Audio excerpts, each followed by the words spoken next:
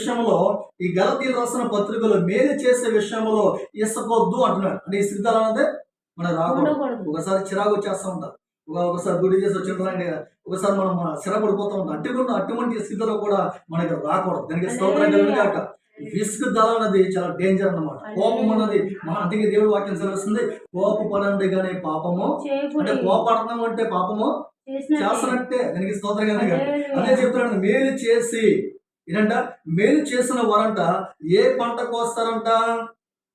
బలమైన పంట కోస్తారు, సంతోషమైన పంట కోస్తుంది. కన్నీటితో ఎత్తువాడు సంతోషమైన పంట కీర్తన గ్రంథంలో సెలవిస్తాడు. దానికి స్తోత్రం కలిగాక తగిన సమయంలో మనం పంట కోయాలి అంటే కనుక దేవుని మీద ఈ లోకంలో పంట అనగా ఏంటో తెలుసా?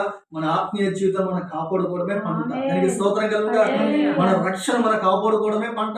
మన యొక్క ప్రయాణంలో దేవుడు మనం